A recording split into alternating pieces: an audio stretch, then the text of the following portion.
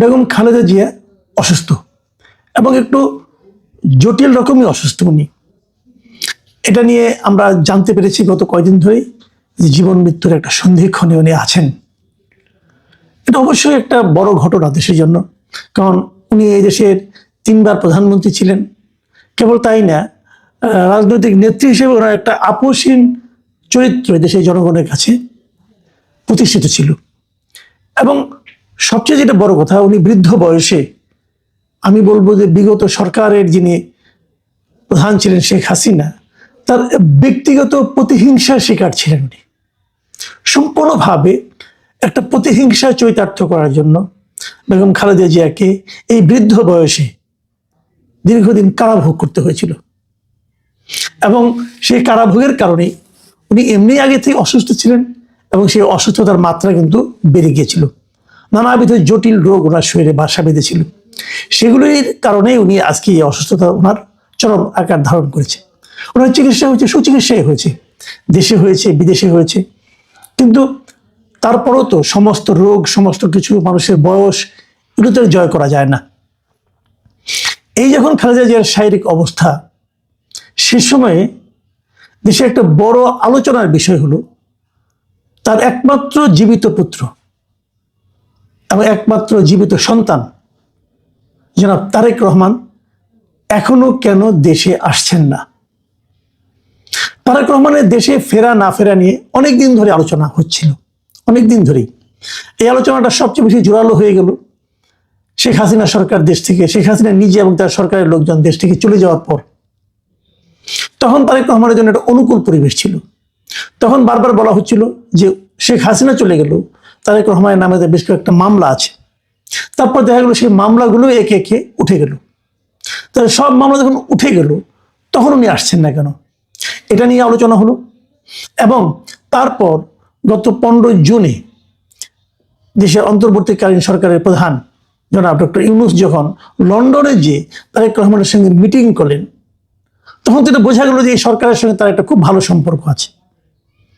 এবং ওই সময়ে দেশের থেকে স্বরাষ্ট্র মন্ত্রণালয়ের যে উপদেষ্টা আছেন জাহাঙ্গীর আলম চৌধুরী, লেফটেন্যান্ট জেনারেল, উনিও কিন্তু বললেন যে তারেক রহমানের দেশে আসার ক্ষেত্রে কোনো ধরনের আইনগত এবং কোনো ধরনের তার সরকারের পক্ষ থেকে কোনো ধরনের বাধা নেই। তাহলে তারেক রহমান আসতে পারেন। জুন মাস গেল, জুলাই গেল, অগাস্ট গেল, সেপ্টেম্বর, অক্টোবর, নভেম্বরও প্রায় যায়। তারেক রহমান কেন আসছেন না? কোনো ব্যাখ্যা নেই। কিন্তু এই ব্যাখ্যা উনিও দেননি, ওনার দলও দেয়নি। এখন ব্যাখ্যা যদি না দেয় কেউ, তাহলে কি মানুষের মনে প্রশ্নটা থেমে যায়? থেমে যায় না, বরং আরো বেড়ে যায়। মানুষ কিন্তু একটা কারণ জানতে চায়। তারেক রহমানকে যারা ভালোবাসেন, বিএনপিকে যারা ভালোবাসেন, বিএনপি আগামীতে ক্ষমতায় আসবে যারা ভাবেন, তারা অবধারিতভাবে এটাও ভাবেন যে তারেক রহমানই আগামীতে এসে দায়িত্ব নেবেন এবং উনি প্রধানমন্ত্রী হবেন। তো আমাদের দেশের ভাবি প্রধানমন্ত্রী, এ দেশের আগামী দিনের কাণ্ডারি এমন কাজ কেন করছেন যার কোনো ব্যাখ্যা আমরা জানতে পারবো না? আমাদের জানার অধিকার আছে। কারণ উনি যদি পাবলিক ফিগার না হতেন, উনি যদি আমাদের নেতা না হতেন, আমাদের কিছু যায় আসে না, আমরা কিছু ভাবতাম না।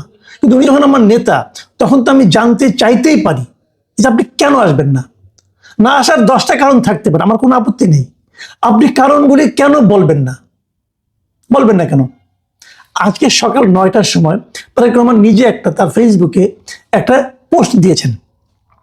সেই পোস্টটা পড়ে, মানে খুবই টাচি একটা পোস্ট। আমি পোস্টটা উনি যা যা বলেছেন সবগুলি, আমি বড় একটা পোস্ট, পুরোটা তো পড়ে শোনা যাবে না। আমি কয়েকটা জায়গায় বলি। যেমন উনি বাংলাদেশে, মানে আমাদের সাবেক প্রধানমন্ত্রী বেগম খালেদা জিয়ার অসুস্থতার জন্য যে বাস্তবতাটা, সেটা তুলে ধরেছেন। এই জন্য সবাই তাকে হেল্প করছে, সবাই সমবেদনা জানাচ্ছে, সেটাও বলেছেন। আমাদের প্রধান উপদেষ্টা যে বলেছেন তার জন্য দোয়া চেয়েছেন দেশের জন্য, সেটাও বলেছেন। তারপরে ওনার রোগ মুক্তির জন্য সকলের কাছে উনি দোয়া করতে বলেছেন। এগুলি সব একটা সন্তান হিসেবে যে বলেছেন, খুবই টাচি কমেন্টস, খুবই টাচি। এবং তারপর উনি এমন একটা কথা লিখেছেন, যে কথাটা আমার মনে হয় আপনাদের সঙ্গে শেয়ার করা দরকার। সবাই এটাই শেয়ার করেছে। উনি লিখেছেন, এমন সংকটকালে মায়ের স্নেহ স্পর্শ পাবার তীব্র আকাঙ্ক্ষা যে কোনো সন্তানের মতো আমারও রয়েছে। কিন্তু অন্য আর সকলের মতো এটা বাস্তবায়নের ক্ষেত্রে আমার একক সিদ্ধান্ত গ্রহণের সুযোগ অবারিত ও একক নিয়ন্ত্রণাধীন নয়। খুব সতর্কভাবে খেয়াল করেন যে এটা বাস্তবায়ন, উনি যে দেশে আসবেন, এই আসার ক্ষেত্রে, সিদ্ধান্ত নেওয়ার ক্ষেত্রে ওনার এককভাবে সিদ্ধান্ত গ্রহণের যে সুযোগটা, মানে উনি সিদ্ধান্ত নিয়ে আমি এখন যাব, এই যে সুযোগটা, এই সুযোগটা অবারিত নয়, মানে ওপেন না, স্মুথ না, এবং একক নিয়ন্ত্রণাধীন নয়। মানে ওনার একজনের উপর ইচ্ছা করলে হয় না, একাধিক জনের ইচ্ছার উপর এটা ডিপেন্ড করতেছে। ভাবুন, কিন্তু এই একাধিক জনকে অথবা একাধিক ব্যক্তিকে অথবা একাধিক গোষ্ঠীকে, একাধিক রাষ্ট্র, ওকে, একাধিক রাষ্ট্রকে, দেখুন আপনি কিন্তু এলেবেলে কোনো লোক না। আপনি আমার মতো, পাবলিকের মতো, রাম সোম যদু মধুর মতো কিন্তু আপনি কোনো ব্যক্তি নন। আপনি একটা দেশের কাণ্ডারি হতে যাচ্ছেন।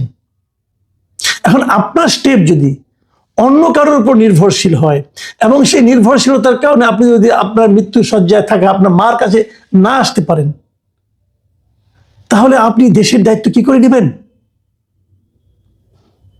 তখন যদি আপনার উপর এরকম যারা এখন মানে আপনাকে সিদ্ধান্ত নিতে দিচ্ছে না, মায়ের কাছে যেতে দেওয়ার ক্ষেত্রে সিদ্ধান্ত নিতে দিচ্ছে না, তারা তখন যদি আপনার দেশের পক্ষে একটা ভালো সিদ্ধান্ত নেওয়ার ক্ষেত্রে বাধা সৃষ্টি করে, তখন আপনি কি করবেন? আপনি কিন্তু এই প্রশ্নগুলো কিন্তু আমি করতাম না, এই প্রশ্নগুলো আপনি আমার মনে জাগিয়ে দিলেন। এই প্রশ্ন দেশের অনেকেই করছে। এই প্রশ্নের জবাব জনাব তারেক রহমান আপনাকে দিতে হবে। আপনাকে নিয়ে আমরা আকাশ সমান কল্পনা, আমাদের আকাশ সমান ভরসা আমাদের। আমরা মনে করি পৃথিবীর কেউ আপনাকে দমাতে পারবে না, আর আপনি বলছেন যে আপনার একক নিয়ন্ত্রণের মধ্যে নাই। এটা কেমন কথা? আচ্ছা ঠিক আছে, আমি তারপর আরেকটু পড়ি।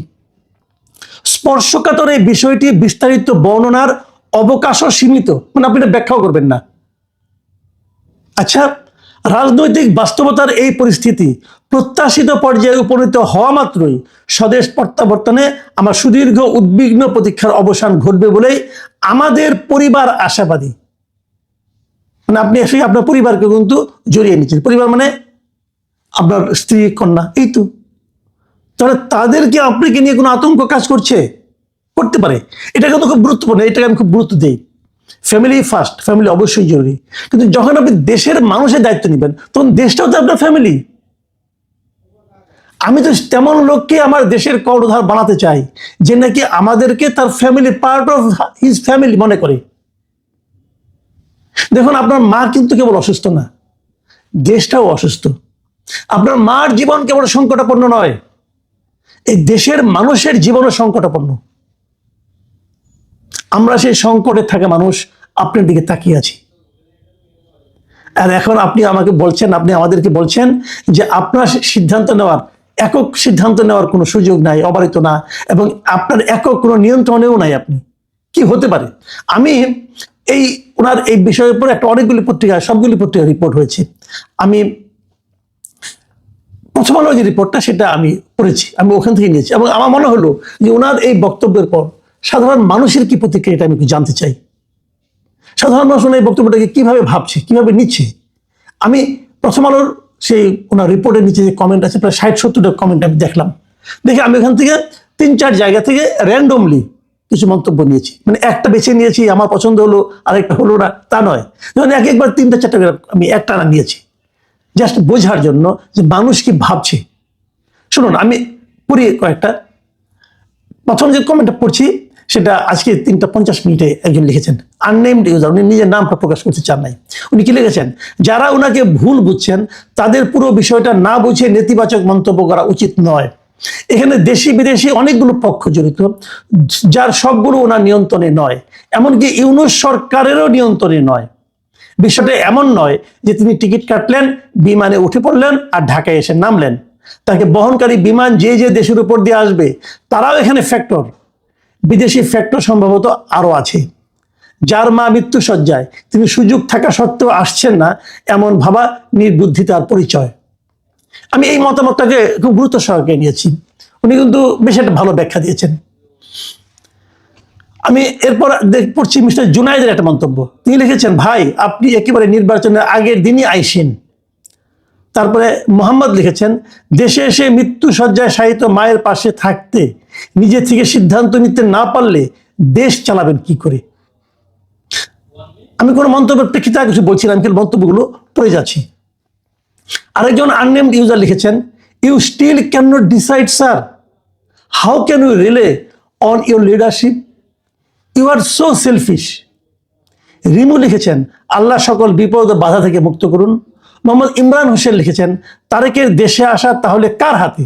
উনি একটা প্রশ্ন করেছেন কিন্তু। আবার আরেকজন আননেমড ইউজার তিনি লিখেছেন, an ancient leader can't be a free leader. আরেকজন আননেমড ইউজার উনি লিখেছেন, মা অসুস্থ হয়ে মরণাপন্ন, তারপরও দেশে ফেরার সিদ্ধান্ত নেওয়ার ক্ষমতা নিজের হাতে নেই, তার মানে নাটাই এখনো অন্যের হাতে। 17 বছর আগের মুচলেখা থেকে এখনো রেহাই মেলেনি নাকি? উনি কিন্তু আসলে দেশ থেকে একটা মুচলেখা দিয়ে গিয়েছিলেন যে উনি আর রাজনীতি করবেন না, এবং সেই মুচলেখা কিন্তু দিয়েছিলেন তৎকালীন 111 যে গভর্নমেন্ট ছিল সেই গভর্নমেন্টের কাছে। তো বিষয়টা কিন্তু উনি মেলানোর চেষ্টা করছেন। আমি আরো একটা মন্তব্য পড়ি। আতাউর রহমান লিখেছেন, ব্যক্তিগত কারণ না থাকলে অন্য কারণ কি কারণ সেটা জাতিকে জানানো উচিত। আবার একজন আননেমড ইউজার লিখেছেন, it is a shocking statement from Tarique Zia, every son and daughter try their best to stay beside their parents when they are sick, since Begum Zia is a very ill as soon it is a duty to be beside her whatever control he is referring, said. Shahidullah Miyaji লিখেছেন, কাচের ঘরে রাজনীতি করতে গেলেও আঘাতের আশঙ্কা থাকে, আঘাতের আশঙ্কায় যে গর্তে লুকিয়ে থাকে তার জন্য রাজনীতি নয়। বাস্তবে অটো নেতা আর বিপ্লবী নেতা এক নয়। আব্দুল্লাহ মাহমুদ লিখেছেন, হায় হায়, এই নেতার জন্য জীবন যৌবন শেষ করলাম। দেখুন, মন্তব্যগুলি কিন্তু আমি র্যান্ডমলি নিয়েছি। এই মন্তব্যগুলো কি বলছে? আমি পার্সোনালি একটা মন্তব্য করে শেষ করি। মানুষের এই মন্তব্য কিন্তু চলতে থাকবে, আপনি থামাতে পারবেন না, কারণ মানুষ আপনার কাছে দায়বদ্ধ নয়। আপনি যত বড় নেতাই হন না কেন, সাধারণ মানুষ তার ফিলিংসটা প্রকাশ করবে। আপনি যখন নেতা, আপনার উচিত হবে সাধারণ মানুষের এই ফিলিংসকে অনার করা। মানুষ কি ভাবছে আপনি একবার ভাবুন। আমার বক্তব্যটা হলো, আপনার চাপ থাকতে পারে, আপনার সমস্যা থাকতে পারে, আপনি আসতে পারবেন না, ঠিক আছে, সমস্যাও থাকতে, আমি সেটা আলোচনা করছি না। যদি সেরকম কিছু থাকে সেটা প্রকাশ করতে হবে আপনাকে। আপনি মানুষকে যদি অন্ধকারে রাখেন, মানুষ অন্ধকারে থাকবে না।